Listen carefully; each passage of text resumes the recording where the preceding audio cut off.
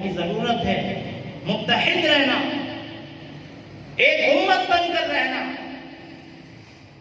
مسلک اختیار کریں، ایک راستہ تعین کریں، لیکن دوسرے کو غلط نہ سمجھیں، دوسرے مسلک کی تحقیر نہ کریں۔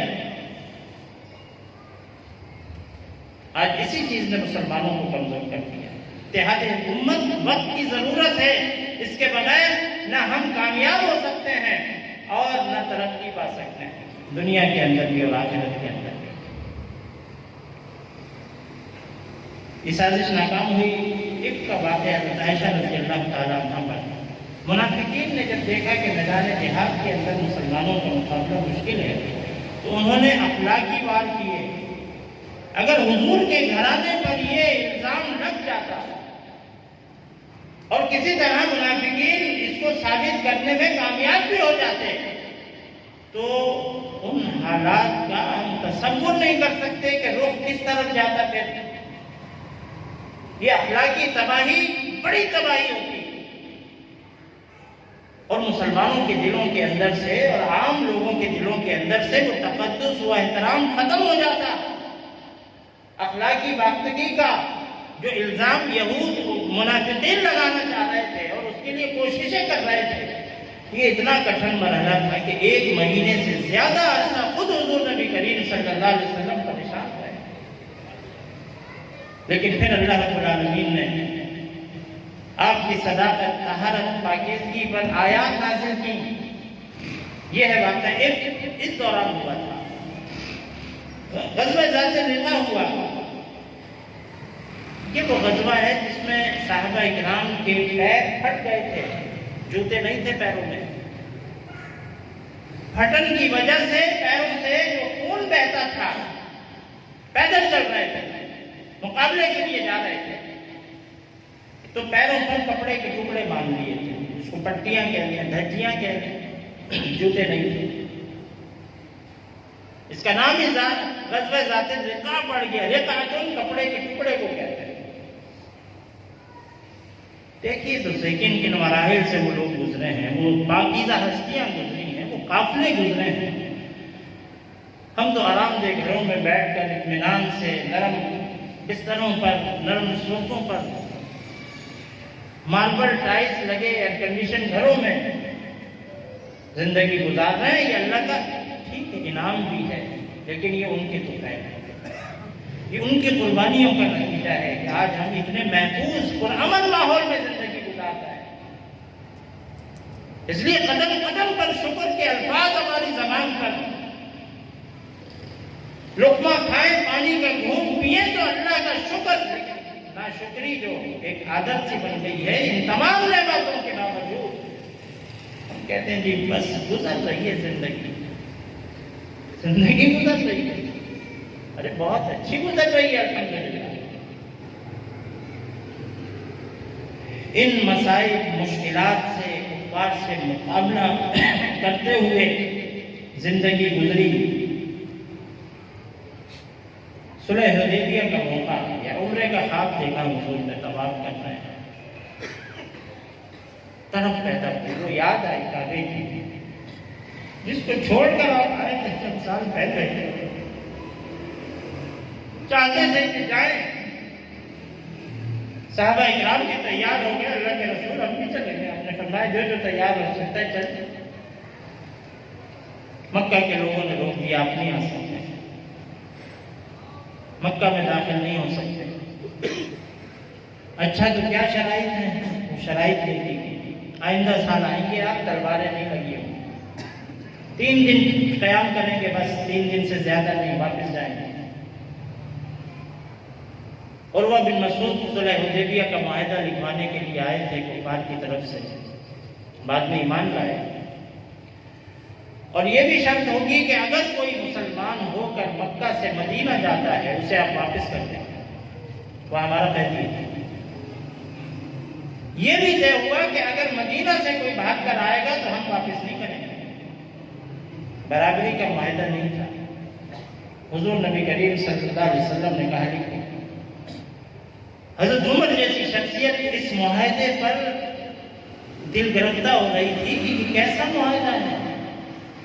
یہ تو اپنے آپ کو گویا شکست سے دوچار کرنے کا معاہدہ ہو رہا ہے، اور اس طرح کی کچھ سب کڑی شرائط طے ہو گئی معاہدے میں، معاہدہ ہو گیا، اللہ کے رسول نے فرمایا معاہدہ ہو گیا۔ ابو جندل انہیں اسی وقت، وہ وقت تھا جب بیڑیاں توڑ کر ابو جندل رضی اللہ تعالیٰ عنہ وہاں پہنچ گئے کہ اللہ کے رسول میں مسلمان ہو چکا ہوں، کفار نے مجھے قید کر دیا ہے۔ آپ نے معاہدے کی روح سے ابو جندل کو واپس کر دیا۔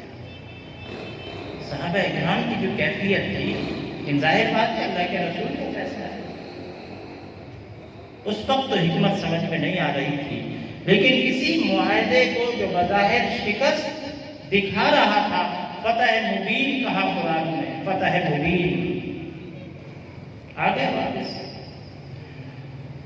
وہ صحابی کسی طرح پھر فرار ہو کر اب مدینہ بھی نہیں جا سکتے تھے، انہیں پتا ہے کہ معاہدے کی روح سے ہمیں پھر واپس کر دیا جائے گا۔ ساحلی پٹی پر انہوں نے ایک ڈیرا ڈال دیا، چھپ گئے، اور کچھ لوگوں کے ذریعے سے مسلمانوں کو پیغام بھیجا جو مکہ میں قید تھے کہ کسی طرح پہنچے اور وہاں پہنچے۔ اس طرح وہاں ایک اچھی خاصی تعداد مسلمانوں کی جمع ہو گئی، صحابہ کرام کی جو مکہ سے نکلے تھے، مدینہ بھی نہیں جا سکتے تھے، وہاں جمع ہو گئے، اور انہوں نے کفار کے قافلوں پر حملے بھی شروع کر دیے۔ اب کفار پریشان ہو گئے اور خود ہی اس معاہدے کو توڑ دیا، ختم کر دیا کہ جناب یہ شکم ختم کر دیں، جو آنا چاہے مدینہ، خود ہی ختم ہو گئی، مسلمانوں نے تو نہیں توڑا۔ اب موقع ملا کہ دنیا بھر کے مسلمانوں کو، بادشاہوں کو خطوط لکھے جائیں، انہیں اسلام کی دعوت کی جائے۔ نجاشی بادشاہ کو خط لکھا گیا، مصر کے بادشاہ مقوقس کو خط لکھا گیا، روم اور ایران کے بادشاہوں کو خط لکھے گئے۔ اس طرح اور جو حیثیت دار تھے لوگ، بادشاہ تو نہیں تھے لیکن بڑے بڑے قبائل کے سردار تھے، ان کو خطوط لکھے۔ نبی اکرم صلی اللہ علیہ وسلم نے ایک دعوت کا ایک میدان عطا کیا، ایک پورا معاہدہ ایک طے پا گیا تھا، کفار حملہ نہیں کریں گے اور یہ نہیں ہوگا، یہ ساری چیزیں اس کے نتیجے میں جو فتح مبین اللہ رب العالمین نے فرمایا، اس کی راہیں کھلنا شروع ہو گئی۔ نجاشی نے مان لیا، مقوقس نے وہ خط قیمتی ہاتھی دانت کی بنی ہوئی صندوقچی میں احترام سے رکھا اور بہت سے تحفے تحائف قاصد کو دے کر واپس کیا۔ قیصر روم نے کہا، مجھے اگر اپنی قوم کی مخالفت کا ڈر نہ ہوتا تو میں ایمان لے آتا، اور واللہ جس جگہ میں آج کھڑا ہوں شام میں تھا، اس وقت وہ کہنے لگا مسلمانوں کے قدم یہاں تک پہنچے، یہ دین پھیل کر رہے گا، لیکن اپنی قوم کی مخالفت کی وجہ سے وہ ایمان نہیں لایا۔ صرف کسرا تھا ایران کا بادشاہ جس نے سخت رد عمل کا اظہار کیا اور وہ خط پھاڑ پرزے پرزے کر کے ہوا میں اڑا دیا، وہ نفرت کا اظہار کیا۔ قاصد واپس آ گئے، حضور نے فرمایا اس نے اپنی ہلاکت کا سامان کر لیا ہے۔ اس کے اپنے بیٹوں نے کسرا کو قتل کیا، اپنے بیٹوں نے۔ یوں اسلام کی راہیں دور دراز ممالک تک پھیلی۔ اب اگلے سال چونکہ عمرے کے لیے جانا تھا، حضور نبی کریم صلی اللہ علیہ وسلم تشریف لے گئے۔ جو صلح حدیبیہ کے اس وقت موجود تھے وہ چلے گئے، جو شہید ہو گئے تھے وہ نہیں گئے غزوات وغیرہ میں۔ اور عمرہ قضا یہ نام رکھا گیا کہ کیونکہ عمرہ قضا ہو گیا تھا اس کی ادائیگی کے لیے، تو یہ حکم ہے کہ اگر عمرے کا احرام باندھ لیا جائے اور اگر عمرہ کسی وجہ سے نہ ہو سکے، بیماری کی وجہ سے یا دشمن کے قبضے کی وجہ سے یا راستے مسدود ہونے کی وجہ سے، تو پھر اس کی قضا کی جائے، وہ واجب۔ غزوہ خیبر سن 7 ہجری میں ہوا۔ بنو قینقاع غزوہ بدر کے بعد جلا وطن کر دیے گئے، انہوں نے اہل شکنی کی تھی، معاہدے کی خلاف۔ بنو قریظہ، بنو نذیر جلا وطن کر دیے گئے تھے، بنو قریظہ قتل کر دیے گئے تھے معاہدے کی غزوہ خندق کے بعد۔ تینوں یہود قبائل مدینہ سے نکال دیے گئے تھے، جو کچھ بچے کچھ یہودی تھے وہ خیبر میں جا کر آباد ہوئے تھے۔ سن 7 ہجری میں غزوہ خیبر ہوا ہے، خیبر فتح ہو گیا۔ حضرت علی رضی اللہ تعالیٰ عنہ کی شجاعت کا اپنا واقعہ اس موقع پر آپ نے علم و علامتی جھنڈا لشکر کا حضرت علی کے حوالے کیا، اپنی آنکھیں بھی آئی ہوئی تھیں، دکھ رہی تھیں، آپ نے اپنا لعاب دہن لگایا، ٹھیک ہو گئی،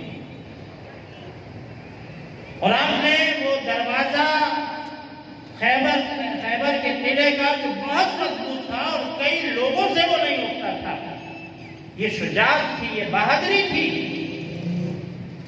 حضرت علی رضی اللہ تعالیٰ عنہ نے اکیلے وہ دروازہ کھولا، توڑا، اور مشہور پہلوان تھا عبدود نامی، اس کا مقابلہ کیا، جس کی شہرت تھی پورے عرب میں کہ جی اسے کوئی شکست نہیں دے سکتا. حضرت علی رضی اللہ تعالیٰ عنہ نے شکست دی اور پچھاڑ دیا.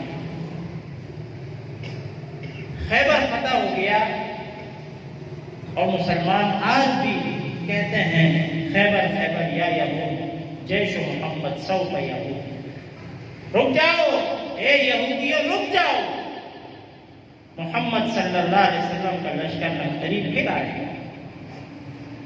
اور مجھے افسوس ہوا اس وقت مسلمانوں کی کم ہمتی کی وجہ سے یہودیوں نے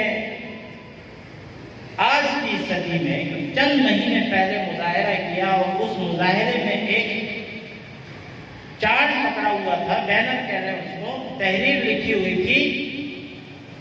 اس نوجوان یہودی کے ہاتھ میں وہ چارٹ تھا، اس میں تحریر تھی کہ اے مسلمانوں، خیبر تمہارا آخری چانس تھا، آخری موقع تھا فتح کا، بس اب تو ہم فتح یاب ہیں.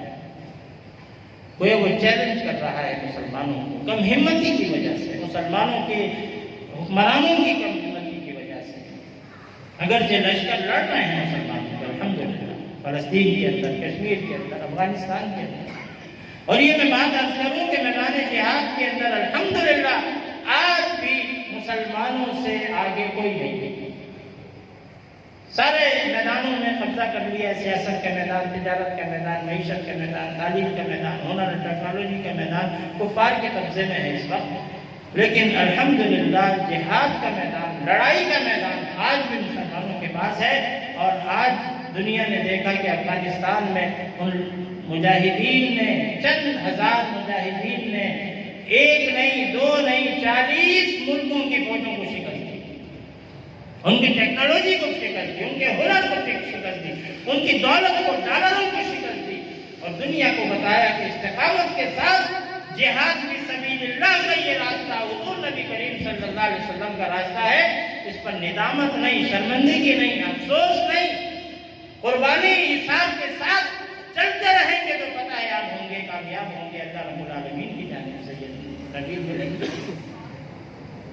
دشت لیلہ میں شہید کیے گئے مجاہدین کی یاد میں بھی دعائیہ تقریب کی مجاہدین نے طالبان میں. وہ دشت صحرا طویل و عریض صحرا تھا جہاں ہزارہ مجاہدین کو وعدہ خلافی کی گئی. آپ کہتے ہیں جی آپ وعدوں کی پاسداری کریں، یعنی وہ قوم ہم سے کہہ رہی ہے جس نے قدم قدم پر وعدہ خلافی کی ہے. جب مجاہدین گھیرے میں آ گئے تو یہ صلح ہوئی کہ باقی ماندہ مجاہدین کو ہم کنٹینروں میں لے جائیں گے، گاڑیوں میں بحفاظت چھوڑ آئیں گے. تو اس شرط پر انہوں نے ہتھیار ڈال دیے. معلوم پنشیر کے علاقے میں یہ مارکا ہوا تھا. تو وہ نے کنٹینروں میں لے گئے اور دشت صحرا میں چھوڑ دیے کنٹینر. سخت گرمی، ایک تو کنٹینر کی لوہے کا وہ کنٹینر، اس کی گرمی، بھوک پیاس سے سارے مجاہدین شہید ہوئے. اور جب ان کو یقین ہو گیا کہ سب مر تھک گئے، ان کی لاشوں کو وہیں پھینکا، دفنایا بھی نہیں، موقع بھی نہیں دیا گیا، اور وہ کنٹینر خالی کر کے لے گئے. صحرا کی مٹی نے انہیں اپنے آغوش میں لے لیا. ریت اڑتی ہے تو ہر چیز کو چھپا لیتی ہے. ان کی لاشوں کو صحرا کی مٹی اور ریت نے اپنے آغوش میں لے لیا.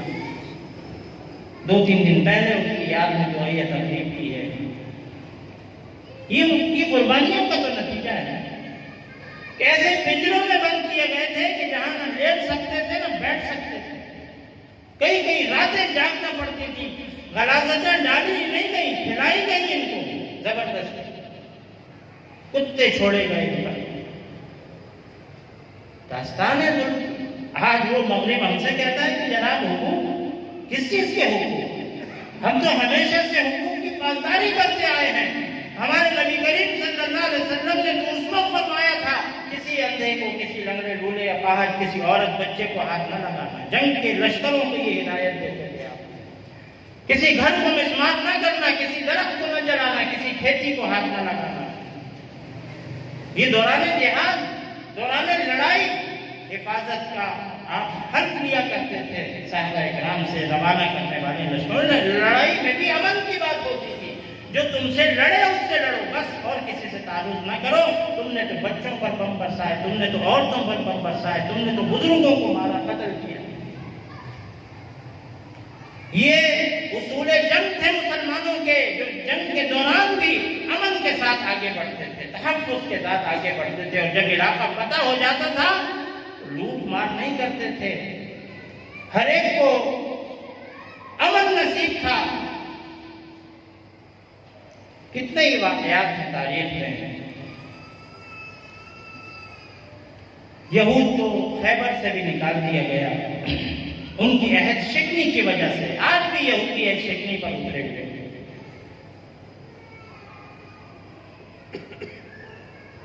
اس کے بعد سلسلہ آگے بڑھ رہا ہے. غزوات ہیں کہ ختم نہیں ہوئے. میں نے عرض کیا کہ کم و بیش 100 لڑائیاں ہوئی ہیں ان 10 سالوں میں. 100 لڑائیاں. 27 غزوات تو وہ ہیں جس کی قیادت خود حضور نبی کریم صلی اللہ علیہ وسلم نے کی ہے. اور عمر کیا ہے آپ کی؟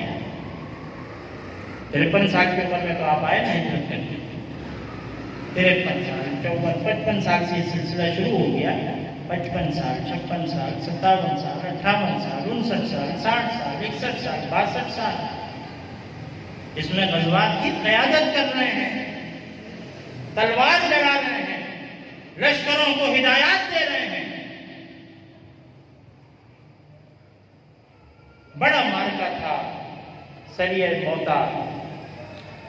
عبداللہ بن رواحہ سپہ سالار بنائے گئے اور فرمایا اگر شہید کر دیے جائیں گے خوشخبری تھی اور علامت بتا بھی دیا کہ شہید ہوں گے. کیوں؟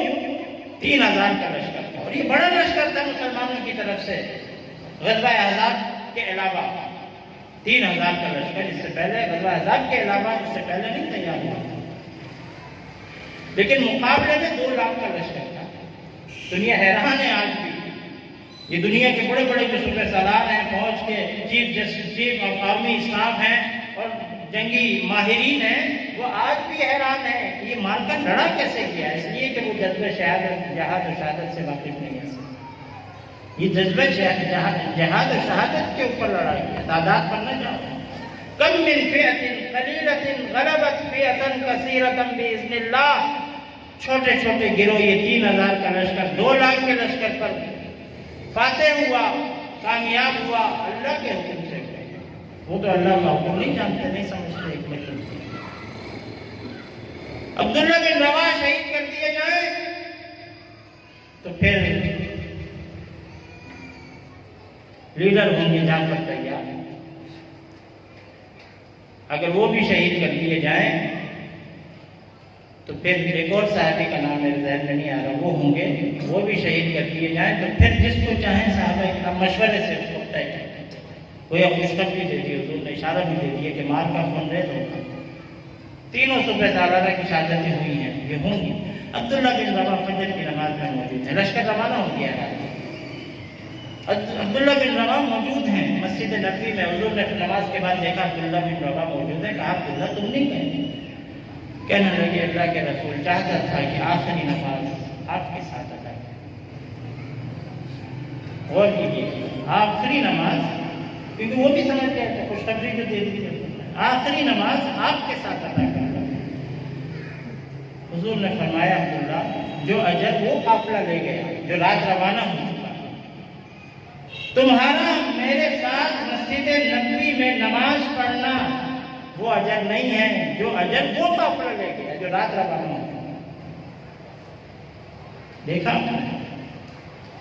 ہم چاہتے ہیں کہ جالیوں سے چمٹ جائیں، ہم چاہتے ہیں کہ بس مسجد نبوی سے نکلے ہی نہیں. فرمایا حضور کی موجودگی میں تم میرے ساتھ نماز مسجد نبوی میں پڑھو، وہ اجر نہیں ملے گا جو اجر روانہ ہونے والے اس لشکر کو مل چکا.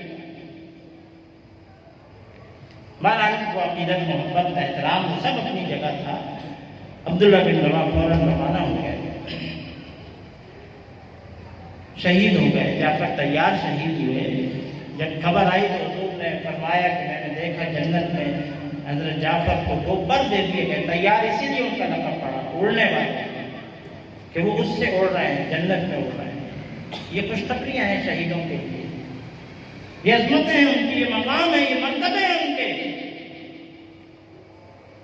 اور پھر 300 سالاروں کی شہادت کے بعد اللہ کی تلوار سیف اللہ خالد بن ولید رضی اللہ تعالیٰ عنہ، جو صلح حدیبیہ کے بعد پھر ایمان لائے تھے فتح مکہ سے کچھ پہلے، وہ سپہ سالار بنے اور انہوں نے نئی ٹیکنیک کے ساتھ لشکر کو لڑایا، محفوظ کیا، پیچھے بھی ہٹے، پیش قدمی کی بھی، آگے بھی بڑھے، پیچھے بھی ہٹے، اور اس طرح کفار کا بڑا نقصان کر کے 2 لاکھ کا لشکر تھا مقابلہ کر کے، معمولی نہیں تھا۔ اگر وہ پیروں تلے گھومتے تو بھی کافی ہو جاتا، لیکن بڑے نقصان سے بچا کر اس لشکر کو رومیوں کے اوپر وہ روب اور وہ دبدبہ پڑا مسلمانوں کا، پھر وہ کانپتے تھے نام لینے سے، ڈرتے تھے مقابلے کے لیے نکلنے سے، ان کو سمجھ نہیں آتی تھی کہ وہ لشکر کیسا تھا، اتنی قلیل تعداد میں اور ہمارا اتنا نقصان کر چلائیں گے، اور باحفاظت مدینہ پہنچ گیا۔ یہ تھا سریہ موتا، حیران کل مال کا تاریخ ہے اسلام کی، اگر جو اور بہت سارے ہیں تاریخ میں، لیکن یہ بڑا مال کا تھا، بہت بڑا مال کا تھا۔ اس کا اثر یہ ہوا کہ جب غزوہ تبوک ہوا، یہ پہلا موقع تھا جب تمام مجاہدین کے پیروں میں جوتے تھے، اکثر گھوڑوں پر سوار تھے،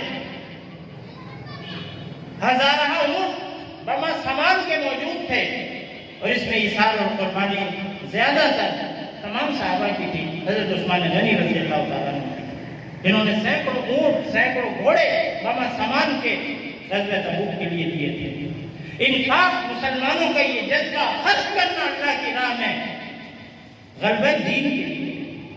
دین اگر غالب نہیں ہے انفرادی طور پر بھی خرچ کر سکتا ہے، لیکن جہاں انفاق ہے جو زیادہ تر اقامت دین کے لیے، جہاد پر، جہاد کے لیے، لشکروں کو مضبوط کرنے کے لیے، اسلام کی قوت کو آگے بڑھانے کے لیے اور غلبے کے لیے۔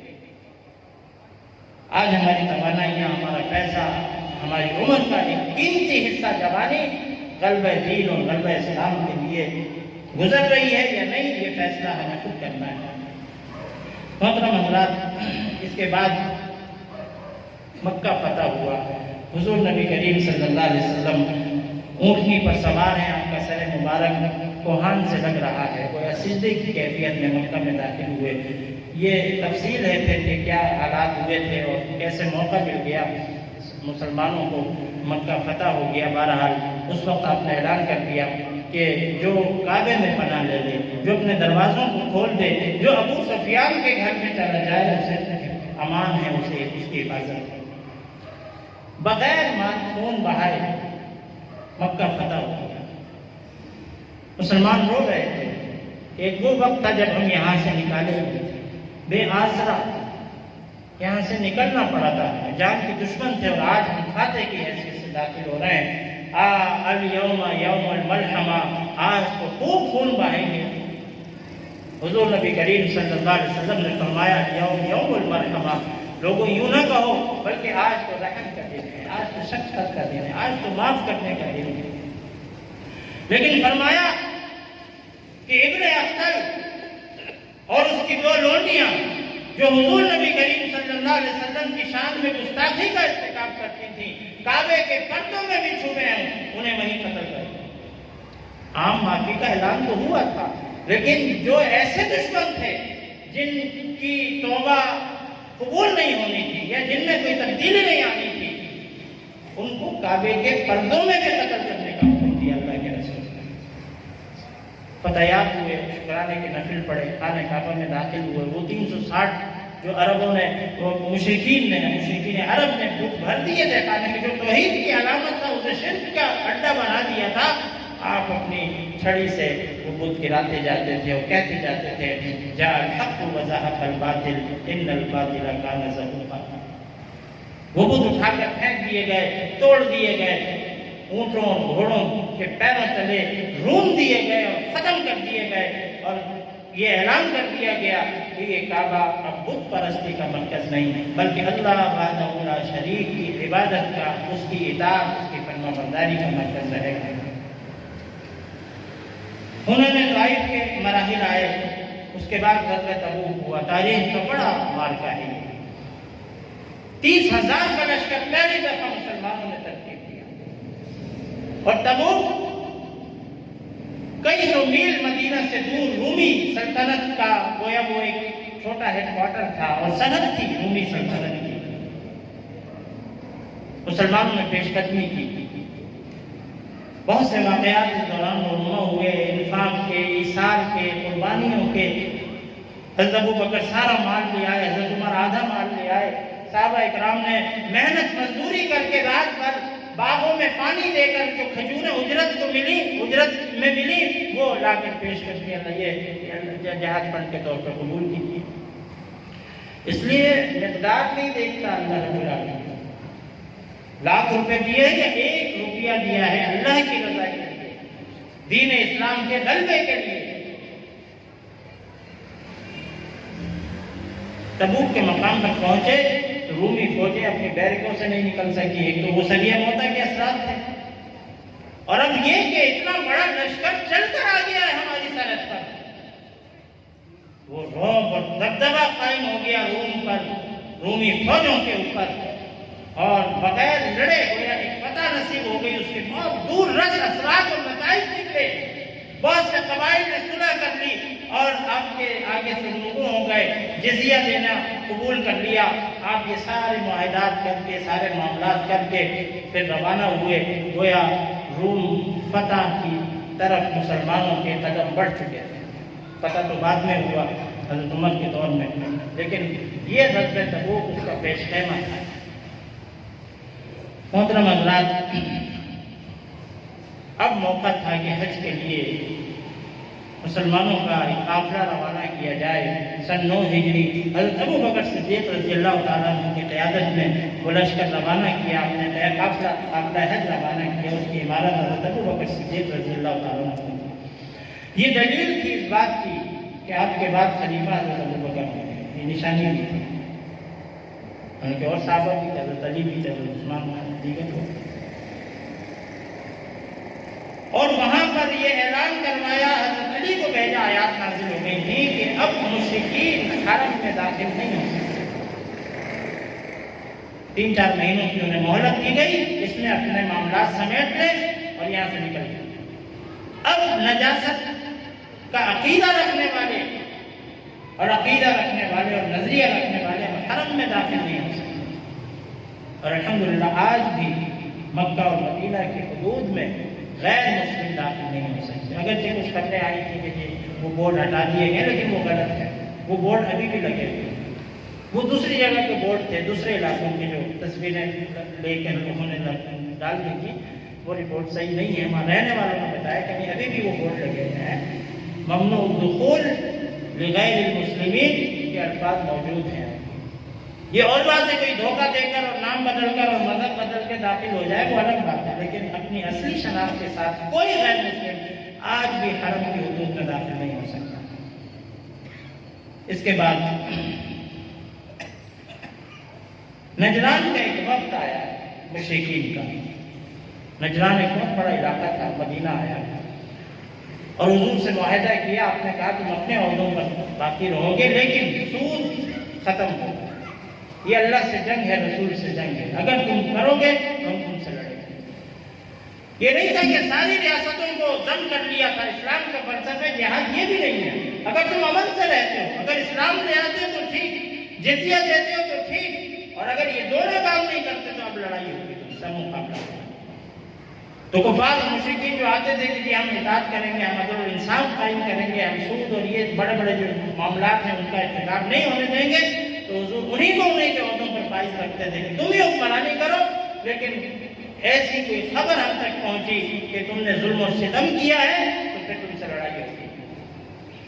یہ حکمت تھی، یہ تدبیریں تھیں جو اختیار کی گئیں۔ حجۃ الوداع کا موقع آ گیا، سن 10 ہجری، حضور نبی کریم صلی اللہ علیہ وسلم اس قافلے کی قیادت کر رہے ہیں، 1,24,000 روایت 1,40,000 صحابہ اکرام آپ کے ساتھ ہیں۔ فتح یار یہ لشکر کئی مارکوں سے گزرا تھا، حنین کی وادیاں اور طائف کی وادیاں اور مکہ کی فتوحات اور بدر اور احد اور موتا اور خندق،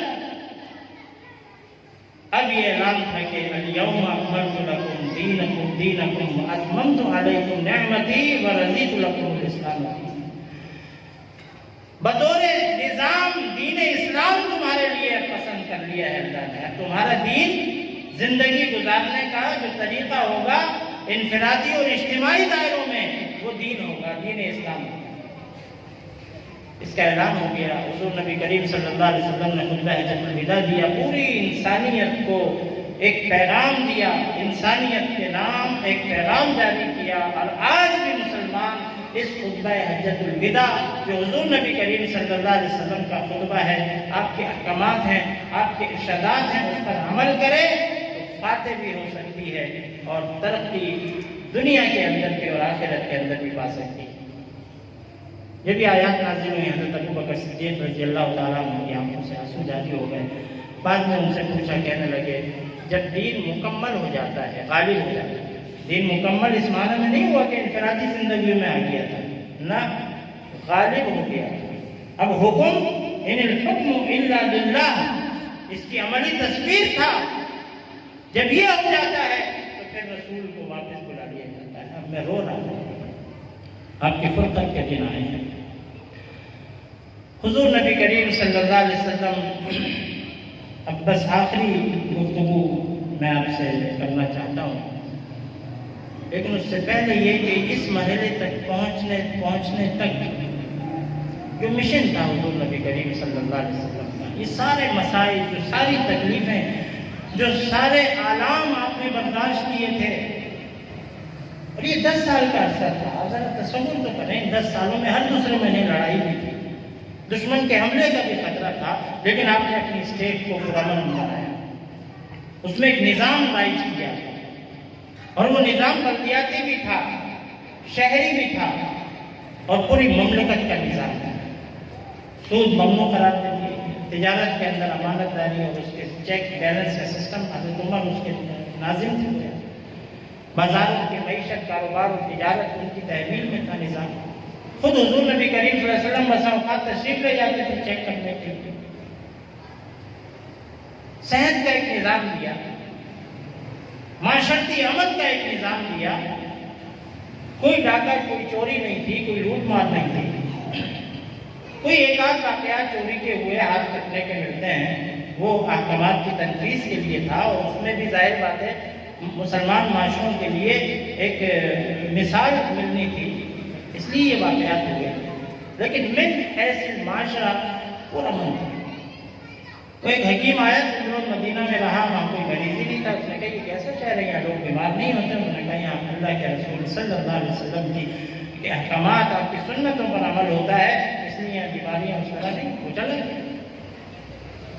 تاجر آیا، دکانیں خالی پڑی ہیں، اس نے کہا کہاں گئے لوگ؟ یہ تاجر سارے دکانیں چھوڑ کر، کہا کہ اللہ کی پکار ہے، صدا ہے، سب نماز پڑھنے کے لیے گئے ہیں۔ اس نے کہا تمہیں ڈر نہیں کہ تمہارے مال کوئی لوٹ لے؟ اس نے کہا نہیں، اللہ کی صدا آتی ہے تو پھر ہم اس کی طرف لپکتے ہیں، پیچھے اللہ ہمارا محافظ ہے۔ لیکن اس کا سسٹم بنایا گیا تھا۔ حضور نے فرمایا گلیاں اتنی چوڑی ہوں کہ 2 اونٹ بما سامان کے گزر سکیں، یہ بلدیاتی سسٹم تھا۔ بازار شہر کے درمیان میں ہو، ساری گلیاں، سارے راستے آ کر بازار کو ٹچ کریں، یہ بلدیاتی نظام تھا جو حضور نبی کریم صلی اللہ علیہ وسلم، آج ہم کہتے ہیں جناب بلدیاتی نظام اور سیاسی نظام، اور یہ سب مرتب کیا حضور نبی کریم صلی اللہ علیہ وسلم نے۔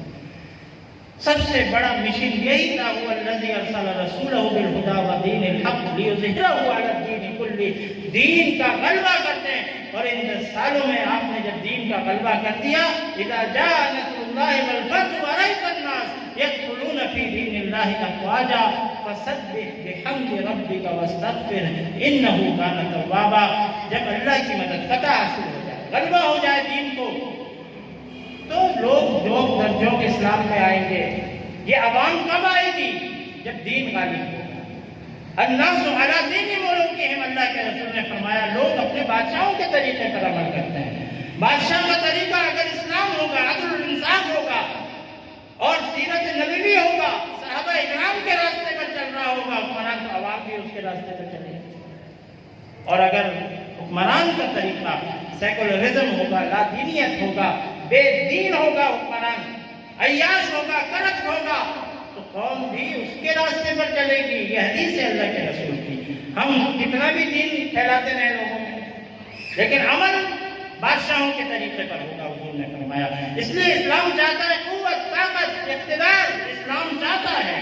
یہی دعا سکھائی جب ہجرت کے موقع پر حضور نکل رہے تھے. میں نے وہ تلاوت کی، وَقُلْ رَبِّ أَدْخِلْنِي مُدْخَلَ صِدْقٍ وَأَخْرِجْنِي مُخْرَجَ صِدْقٍ وَاجْعَلْنِي مِن لَّدُنكَ سُلْطَانًا نَصِيرًا. سورہ بنی اسرائیل کی آیت ہے، یہ موجود ہے. ہجرت کے موقع پر یہ دعا کریں، اللہ کے رسول یہ دعا کریں کہ مجھے صداقت کے ساتھ نکال، صداقت کے ساتھ مجھے مدینہ میں داخل کر. وَاجْعَلْنِي مِن لَّدُنكَ سُلْطَانًا نَصِيرًا، اور ایک مددگار سلطنت مجھے عطا فرما. تو اقتدار کی دعا مانگی حضور نبی کریم صلی اللہ علیہ وسلم نے. حضرت سلیمان علیہ السلام نے اقتدار کی دعا مانگی. تو اقتدار طلب کرنا کوئی بری بات نہیں. کیا چور ڈاکو لٹیرے اقتدار پر قابل رہیں گے تو پھر یہ اشر ہوگا جو ہو رہا ہے. اگر نیک، امانتدار، دیانتدار، سنت نبوی پر عمل کرنے والے لوگ اقتدار پر ہوں گے تو پھر یہ حالت نہیں ہوگی.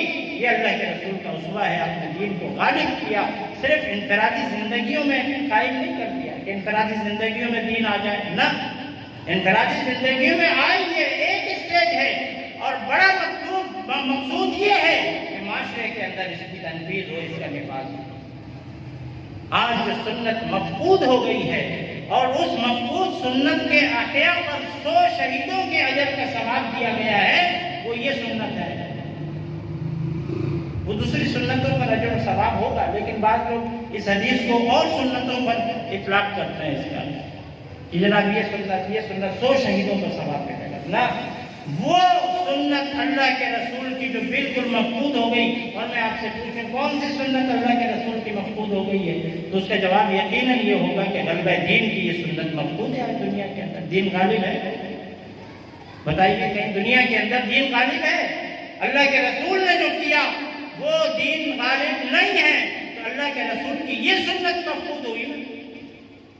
اس مفقود سنت کے احیاء کے لیے، اقامت دین کے لیے جو جدوجہد کریں گے، جو میدان عمل میں نکلیں گے اور ہر میدان کے اندر باطل کا مقابلہ کریں گے، وہ دعوت کا میدان ہو، وہ جہاد کا میدان ہو، وہ تعلیم کا میدان ہو، وہ معیشت کا میدان ہو، وہ اس راستے پر ہوں گے، وہ اس سنت کا احیاء کر رہے ہوں گے. اور ان کے لیے 100 شہیدوں کے برابر کا اجر ہے. ان لوگوں کے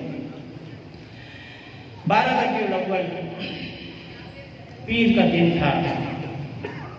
اس سے چند دن قبل حضور نبی کریم صلی اللہ علیہ وسلم کو بخار نے آ لیا تھا. فجر کی نماز میں آپ نے پردہ ہٹا کر دیکھا، مسکرائے. صحابہ اکرام خوش ہو گئے. نماز ہو رہی تھی، حضرت ابو بکر امامت کر رہے تھے. حضرت ابو بکر پیچھے ہٹنے لگے کہ شاید آپ تشریف لائیں. صحابہ اکرام میں خوشی لہر دوڑ گئی کہ بس نمازیں توڑ کر اور آپ کے پاس پہنچ جائے.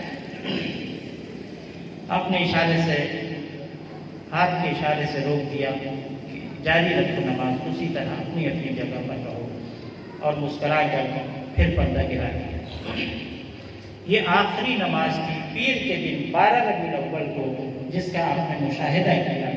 اور پھر کیفیت چاش کے وقت بگڑتی چلی گئی. حضرت عائشہ رضی اللہ تعالیٰ عنہ کی زوجہ محترمہ موجود تھیں. آپ ان کے حجرے میں تھے. ترتیب کے لحاظ سے تو کسی اور زوجہ کا حضرت میمونہ کے گھر آپ کو ٹھہرنا تھا، جو ترتیب بنائی تھی، لیکن آپ نے اجازت لی اپنی ازواج سے.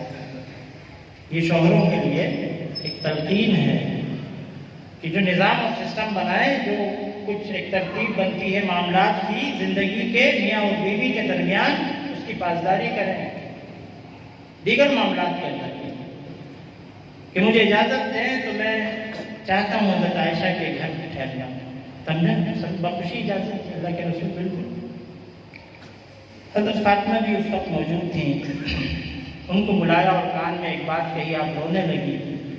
پھر بلایا اور پھر کان میں بات کہی تو پھر ہنسنے لگی، یعنی خوش ہو گئی. حضرت عائشہ کہتی ہے بعد میں ہم نے پوچھا وہ کون سی بات تھی جس پر تم غمگین ہو گئی اور پھر خوش ہو گئی؟ تو کہنے لگی ابا جان نے مجھ سے کہا کہ اس مرض میں رخصت ہو جاؤں، یعنی صحت یابی نہیں لگی. تو تو مجھے غم ہوا، میں رونے لگی۔ پھر مجھے کہا کہ میرے خاندان میں سب سے پہلے تم ہوگی جو تم مجھ سے ملو گی۔ تو میں خوش ہو گئی، بجان سے ملوں۔ موت کا غم نہیں، موت سے ڈرنا نہیں۔ آج تو مسلمان ڈر رہے ہیں نا موت سے، مر جائیں گے، کرونا کا ڈر ہے، مر جائیں گے۔ اچھا، کرونا کے بغیر نہیں مریں گے۔ آج ہی ایک صحافی نے رپورٹ کی ہے،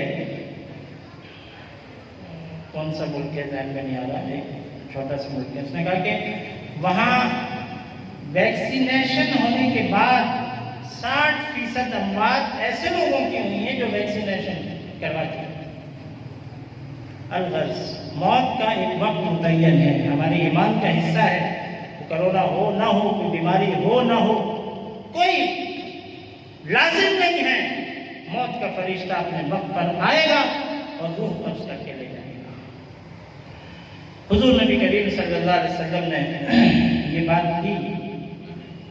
پھر آپ نے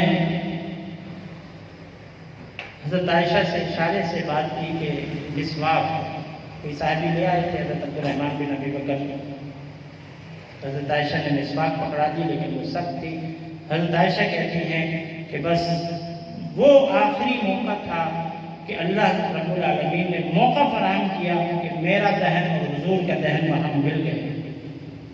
میں نے چبا کر وہ مسواک دی حضور کو، حضور نے وہ مسواک کی۔ بس یہ آخری مرحلہ تھا، آپ نے ہاتھ اوپر کیا یا انگلی اوپر کی اور فرمایا کہ الصلاۃ الصلاۃ وما ملکت ایمانکم، نماز اور نماز اور جو تمہاری ملکیت میں ہیں، تمہارے زیر نگی ہیں، تمہارے بیوی بچے ہیں، تمہارے غلام ہیں،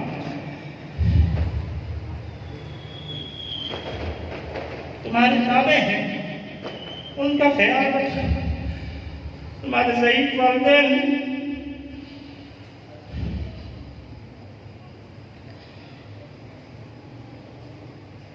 اس کے بعد آپ نے اپنا ہاتھ مبارک چھت کی طرف کیا یا انگلی کی اور فرمایا، جس کا ترجمہ یہ ہے کہ جہاں صدیقین، شہداء، انبیاء اور صالحین کا مقام ہے، اللہ مجھے ان سے ملا دے، اے اللہ رفیق اعلیٰ کے مقام پر مجھے لے جا اور مجھے بخش دے، میری مغفرت کر دے۔ بس پھر آپ کا ہاتھ گر گیا۔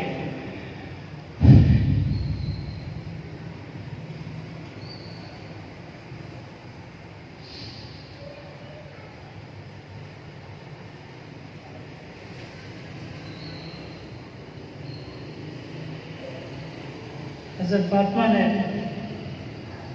اس وقت یہ الفاظ کہے،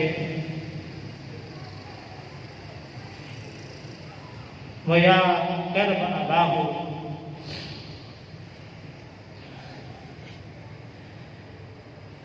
اے میرے ابا جان کی تکلیف۔ اور آپ نے یہ بھی فرمایا تھا کہ موت کی سختیاں ہوتی ہیں۔ فرمایا میرے ابا جان کی تکلیف، وَيَا مَنْ جنت الفردوس مأواہ، آپ ان لوگوں میں ہیں جن کا ٹھکانہ جنت الفردوس ہے۔ وَيَا جبریل نَنْعَاهُ، اور جبریل ہم آپ کو نبی کریم صلی اللہ علیہ وسلم کی موت کی خبر دیتے ہیں کہ اب آپ بھی اب نہیں آئیں گے، کیونکہ نبی اکرم صلی اللہ علیہ وسلم اب موجود نہیں ہیں۔ جبریل امین آتے تھے، وحی کا پیغام لے کر آتے تھے، لیکن اب ہم جبریل امین کو بھی بتائیں گے کہ آج اس دنیا میں اب نہیں رہے، اس طرح کی زندگی نہیں رہی۔ صحابہ کی کیفیت یہ تھی کہ حضرت عمر جیسا جہاندیدہ شخص اس خبر کو قبول کرنے کے لیے تیار نہیں تھا۔ تلوار لے کر کھڑے ہو کر کہنے لگے، جس نے کہا کہ اللہ کے رسول ہم میں نہیں رہے، جو اس کی گردن اڑا دوں گا۔ بس وہ اسی طرح معراج پر جس طرح تشریف لے گئے تھے، اسی طرح تشریف لے گئے، وہ پھر آئیں گے۔ مطلب یہ سانحہ کوئی معمولی سانحہ تو نہیں تھا جسے صحابہ اکرام یوں برداشت کر لیتے. آپ کی جدائی ایک غم کا پہاڑ تھا جو اوپر ٹوٹ گئی تھی. لیکن اس وقت حضرت ابوبکر صدیق رضی اللہ تعالیٰ عنہ کی بصیرت، حق کی برداشت کام آئی اور آپ منبر پر تشریف لے گئے اور کہنے لگے من کان یعبد محمدا فهو یموت. لوگوں سنو، جو محمد کی عبادت کرتا تھا تو محمد تو فوت ہو گئے. ومن کان یعبد اللہ فهو حی لا یموت.